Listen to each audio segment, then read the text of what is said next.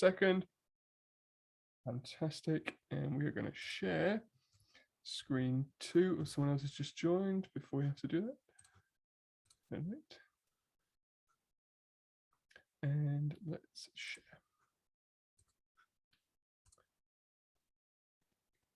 Beautiful. Hopefully you can't see Elton John and Kiki D, and you can see screen 2. And if I press this one, Julian, Joan, I can see. Can you give me a wave if you can see the blood pressure presentation? Fantastic. Thank you so much. So welcome to the blood pressure talk. We're going to talk about how you can help your blood pressure be it high or be it low. We're going to start off by talking about blood pressure, and then we're going to talk about some of the stuff that you can do to help. We've had a really interesting week actually researching this, and Sarah's done a lot of extra stuff on it.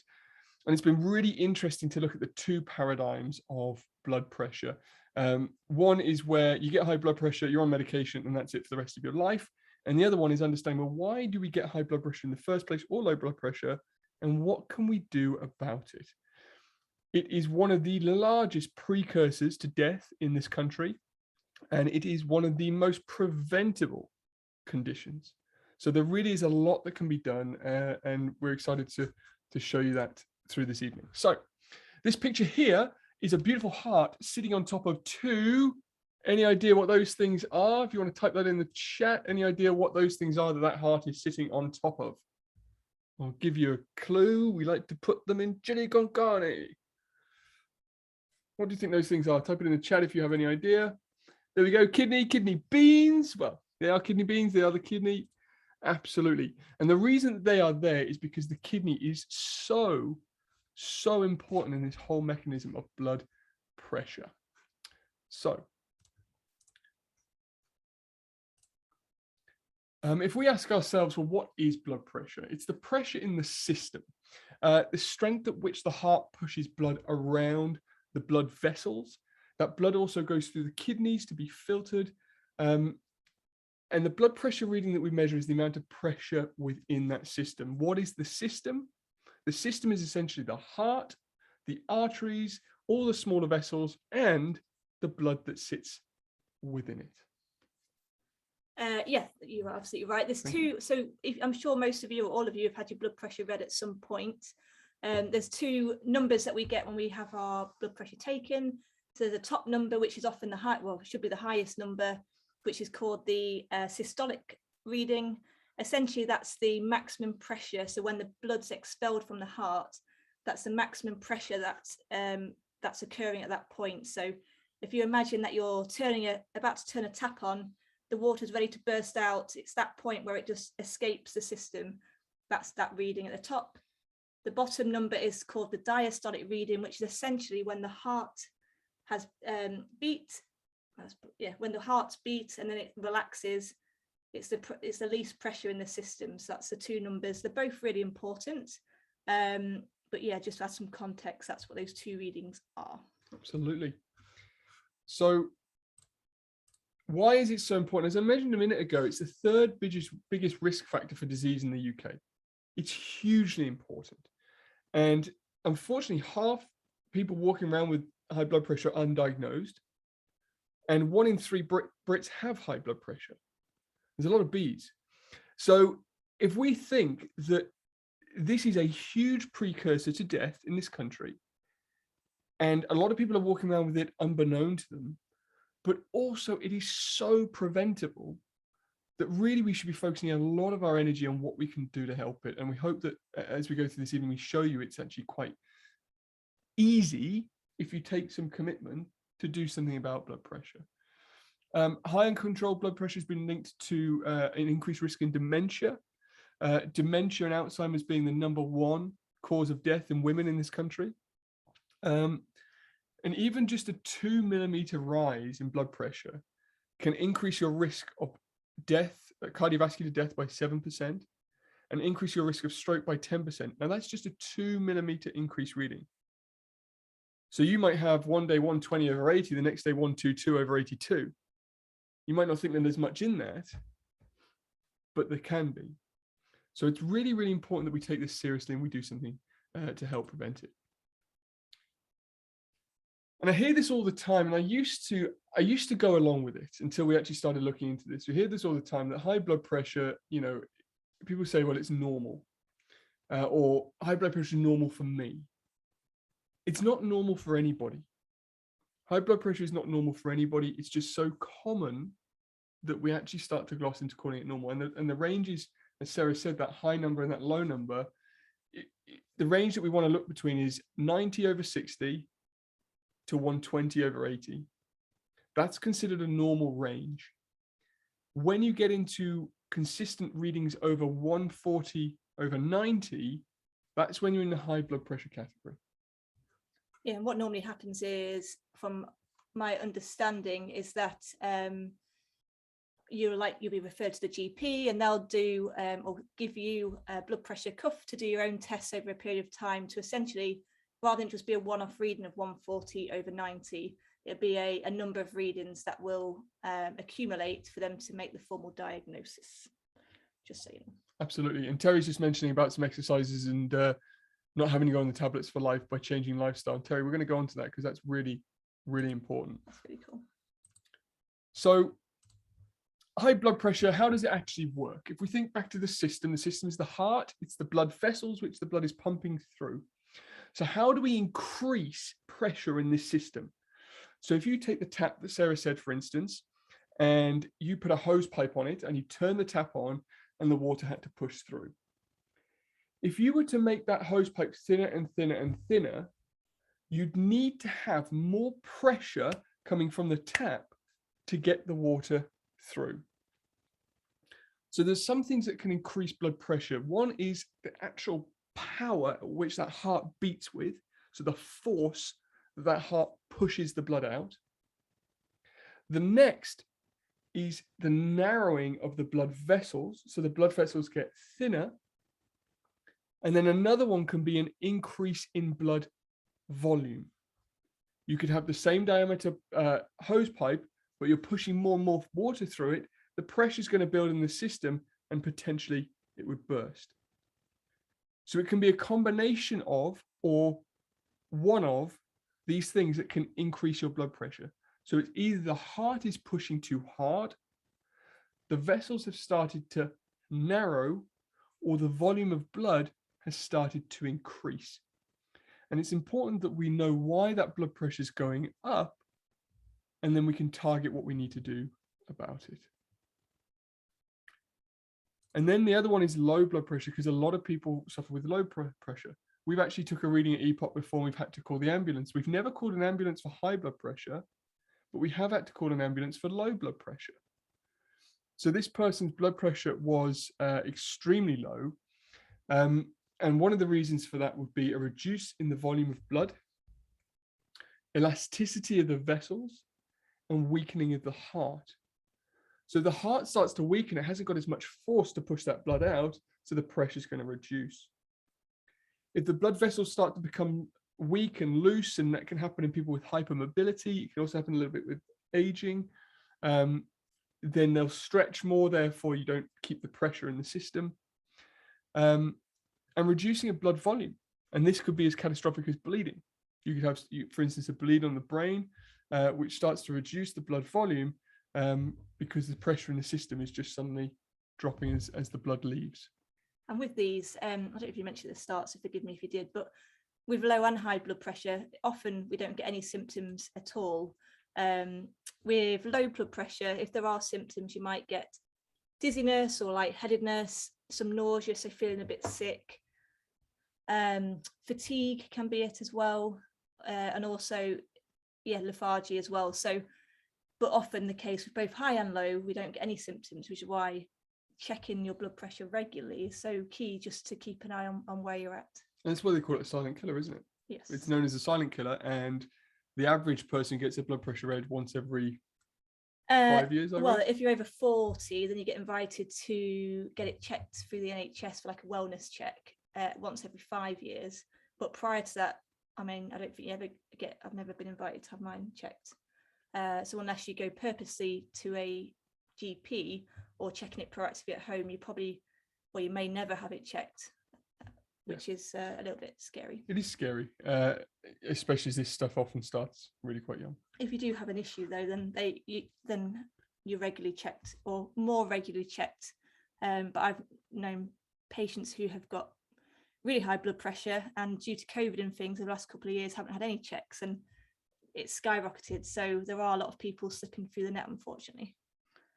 Yes, and I think the main thing that we're going to go on to explain now is the fact that even if you go and get it checked, there's one solution that you might be given, when actually the majority of the potential and the power is your own to be able to do something about it. So checking your own blood pressure and seeing what you can do is super, super important. So what can you do? My favorite letter of the alphabet, as all of you know who've listened to me talk and going, oh no, Tom's going to say this again, but it simply comes back down to the 3 T's. There are only 3 things that can cause your body to become sick: thoughts, traumas, toxins. And it's so, so true when we're talking about blood pressure. So we're going to go into those in some detail. Thoughts being emotional stress. One of the biggest causes for high blood pressure is stress. Physical being trauma.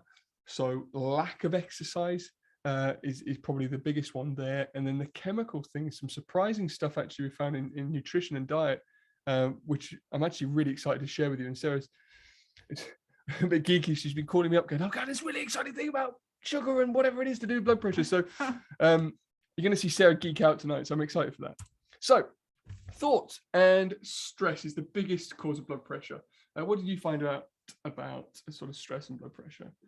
Well, when we're stressed, like we're meant to have stress as human beings. It'd be very inappropriate to say, try and reduce all your stress, because that's just not realistic. We've all got lives, we've all got our own stuff going on, which causes us stress. But the issue is when our body is meant to deal with stress, it's the fact that we get stressed and then remain in that stressed mode. So when we get stressed, our body releases hormones. So it releases adrenaline and cortisol, and that essentially puts us into what we call a fight or flight mode. So our body is not really interested in nourishing our body fully. It essentially causes our blood vessels to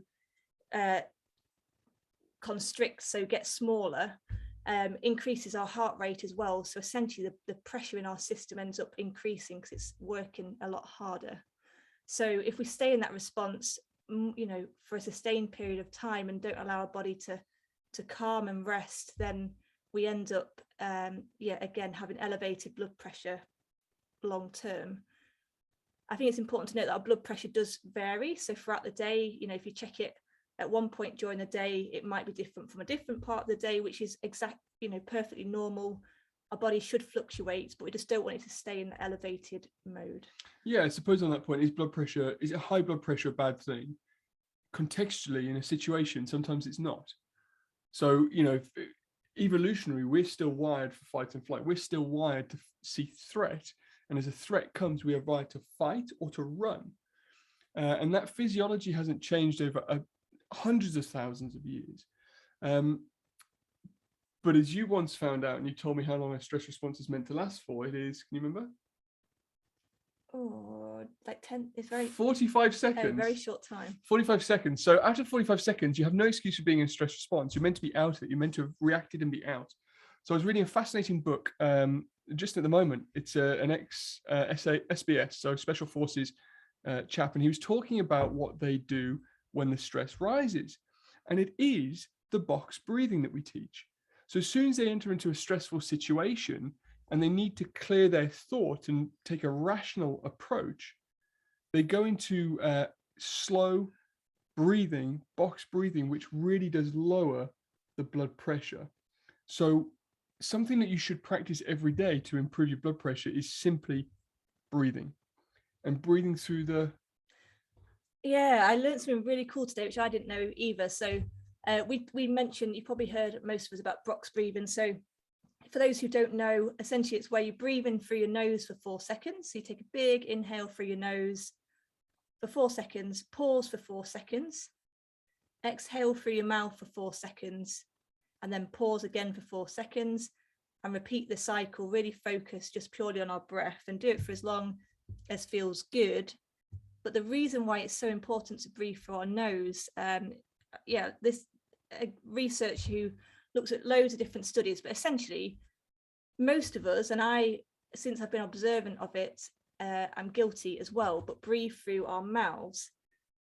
The reason why we breathe through our mouths is because we've kind of retrained how we should be breathing. So naturally we should be breathing through our nose. The reason why is because we've got anyway, it's a huge topic, but essentially helps our immune system, helps us cleanse the air as it goes through the nose, loads of different processes that it goes through to keep us well. But when we breathe through our mouth, it increases our breath rate.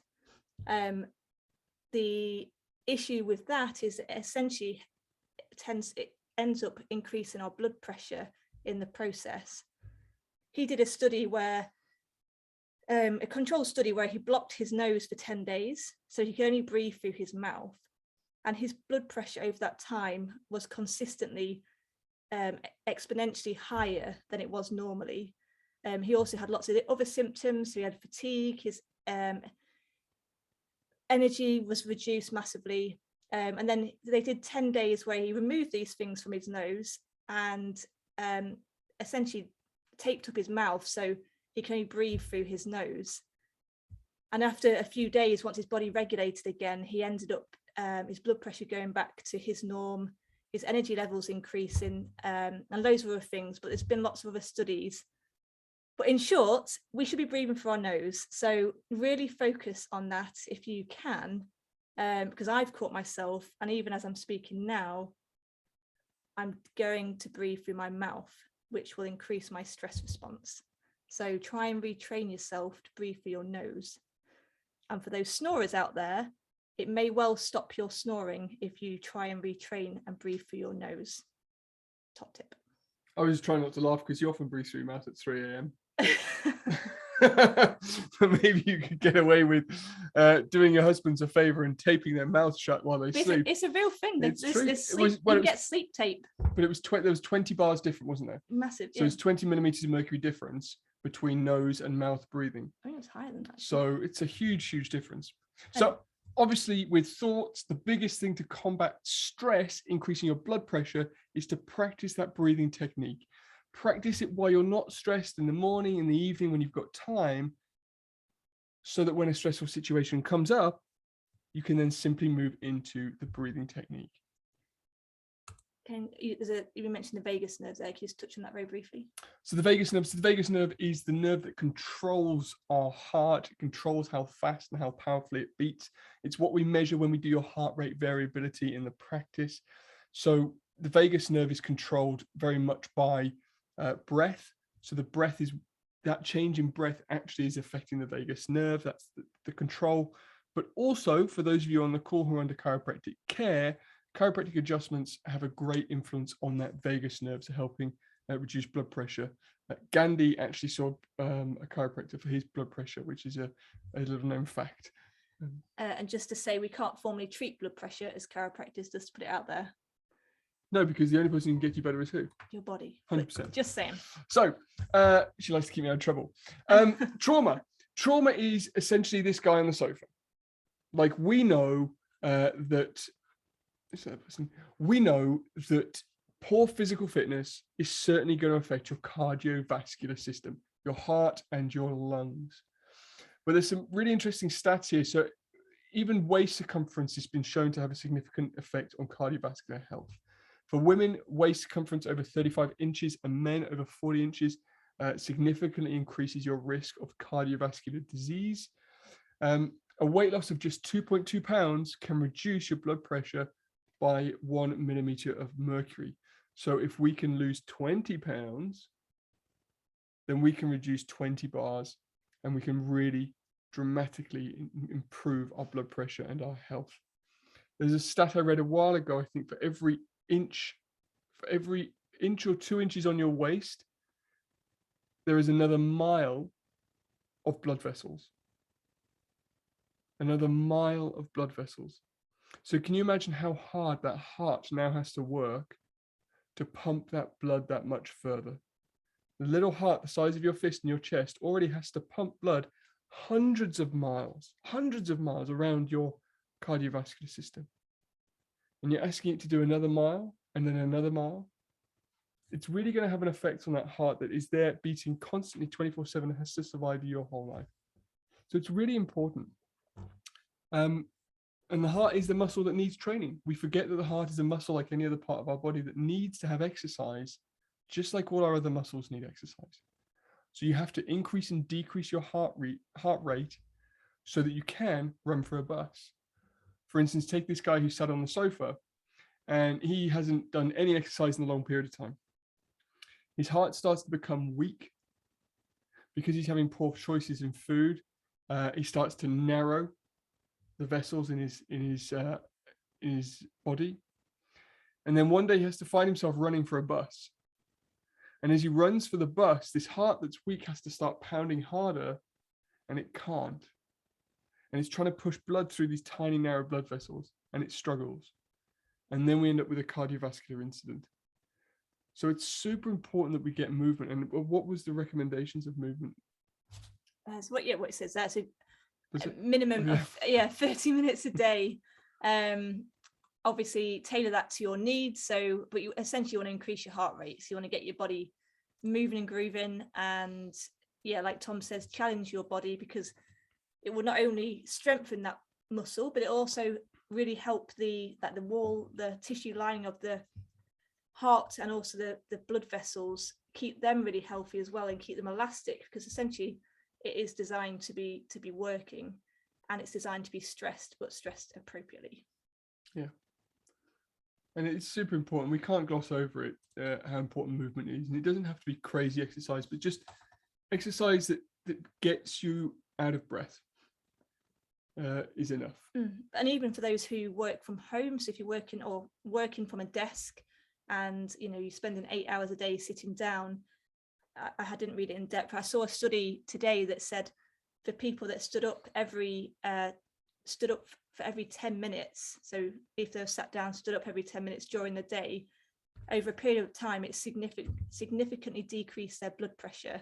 And they weren't necessarily physically moving steps more, but they were just physically standing up and allowing their body to, well, they are moving, but not intentionally running down the street, so to speak. So even just simply standing up more often, if you are sat down a lot, it can help. Yeah, as soon as you stand up, you've got gravity that you have to push blood up further, so your heart's going to have to beat faster. If you think when you're sat down all day, the backs of your knees are bent, the fronts of your hips are bent, and in those bends at the back of your knees and the front of your hips are blood vessels. So those blood vessels that are nice tubes are now getting twisted, and it's increasing the pressure in the system. And then the more you do that over time, when you start to stand up, it loses the normal elasticity that it should have. So that's a good one. I think now is the fun one. Now we're going to talk about the fun stuff. Toxins. What are the foods that can increase or decrease, or stimulants? I'm a little bit annoyed caffeine's on there. That can damage your blood pressure. I suppose, to put it simply, anything that's really processed or packaged is simply. So if you can't understand what it is on the label, or if it comes in a packet and it's super processed, so highly processed carbohydrates like bread and essentially all the fun stuff, but if we're consuming that daily and more processed over natural foods, and that's when we really end up in a bit of a pickle. And it's because those processed foods are full of sugar, salt, and fats. Not the good fats. Yeah. So the good fat, bad fat stuff we've covered in nutrition topics, but essentially there are fats that are good for you and will not increase your blood pressure, and the fats that are bad for you that will. It's not that the fats cause cholesterol, because we looked into that, is it? But it's just putting more stress on the system. And you don't have to cut out all the good stuff. You could watch my cooking program and realize it can be fun without processed foods, and quite simple and easy to do. But there are some stuff that you can have that really helps.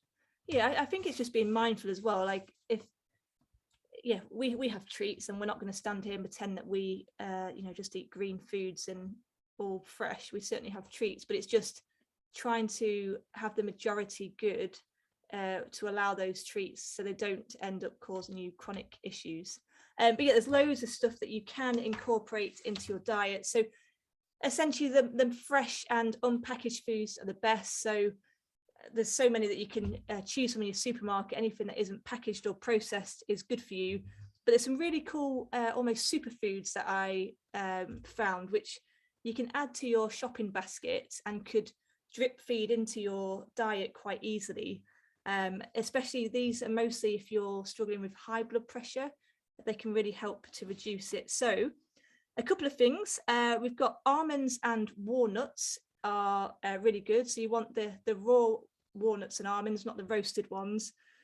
But the walnuts have been described to be plant steroids. So they essentially help to open up our blood vessels and also help to remove some of the plaques within it as well. So essentially the things that are going to cause blockages and make the blood travel harder. Some fruits, so pomegranate is meant to be really good. There's loads of studies to say that helps to normalize blood pressure. Also cranberries. Ideally, you really want the fresh rather than the juices. You really want the actual fruits themselves. Avocado, so it's an example of some good fat, but they're also full of potassium as well, which really help with the it's the pumping of the heart. Is that meant? Yeah, potassium comes into pumping the heart. Yeah. Yeah. Kidney beans. So kidney beans are really good for us. They really help our kidneys and our brain speak to each other. So they help to regulate our blood. It's quite a complex process that happens, but as Tom mentioned at the start, the kidneys have a huge impact on our blood pressure in general. Beetroot. So I'd recommend raw beetroot. So we just buy the physical raw beetroot that you get in the shops and chop it up and pop it in our salads rather than the packaged ones. But beetroot's meant to be amazing for the quality of our blood. And my favorite, raw cocoa. So, or cacao, as they say. Raw cocoa. So we all, or a lot of us, like chocolate. I love chocolate, but raw cocoa can be a good, essentially it's a natural form of chocolate. If you do crave chocolate, it can be quite a nice way to incorporate in your diet. It's got really high magnesium. One of the things I do, especially at this time of year when you might want a hot chocolate, is to pop a teaspoon of raw cocoa powder into some unsweetened almond milk, and it can make a really nice hot chocolate. So that's my top tip, just to keep those cravings at bay. But yeah, the raw cocoa and the leafy greens, so like kale, cabbage, pak choi, spinach, all those good greens, they're really high in magnesium, especially if you buy the organic, will be better quality, and they will again help the muscle, which is essentially the heart, to pump correctly. Perfect. Yeah.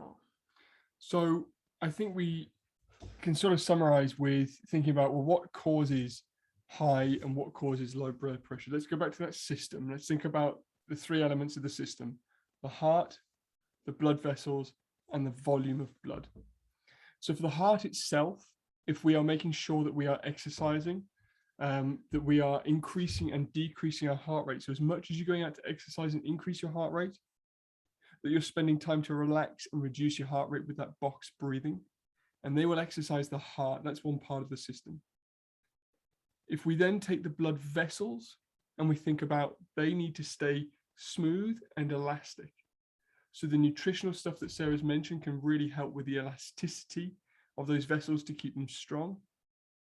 We can make good choices with our nutrition and with our diet to reduce any clogging of those arteries. And that comes really from sugars, not fats. It comes from sugars, not fats in your diet that will clog those arteries up. And then the third one is the volume of blood in your system. So making sure that you're not having too much salt, because the salt will change how the kidneys are filtering it, and it will increase the volume of blood in the system. And also making sure that you're drinking plenty and enough water to keep the volume of blood right and keep those kidneys filtrated. So when you're thinking about the choices you can make, the heart, the blood vessels, and the volume of blood, and that relates to thoughts, traumas, and toxins, physically, chemically, and emotionally. Am I doing everything I can to help the heart? And remember, it is really preventable it's very achievable to change. You've just got to put the effort in over a consistent period of time, because it is the silent killer, and it is important we do something about it. And yet, just with the water as well, we've obviously talked a lot about high blood pressure, but for low blood pressure, it can be simply increasing water intake can often help with that. There are cases with low blood pressure, there's other things going on and need to be more investigation, but sometimes a simple thing as adding more water can really help with both low and high blood pressure. I think it's also important to note, and Tom will probably tell me off, but if sometimes when people's blood pressure is super elevated, then we refer people to the GP quite often.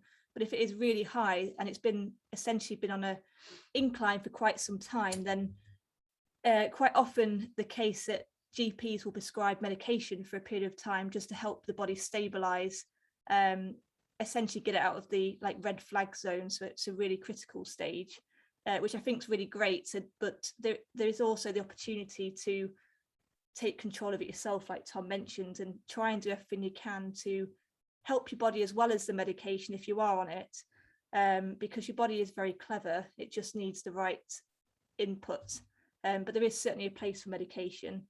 But obviously you always do have an option to do things alongside if you can. Yeah, I would 100% agree there's a place for medication, but let's think of it like this. If you're in pain, a lot of pain, you might choose to take painkillers. But every time you take a painkiller, you know that you're blocking that pain signal, but you have to keep taking the painkiller. And there'll come a time when you go, well, why am I in pain? Because I don't want to be taking these for the rest of my life. That question doesn't seem to be asked when it comes to blood pressure.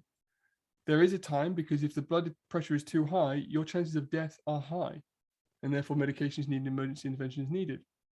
But if we don't then ask the next question, why did this happen in the first place, we're never really fixing the problem. So I'm going to stop sharing, and then we can take a couple of questions, if you will. And I'm going to stop the recording as well. So if you want to ask questions, it's not on the recording.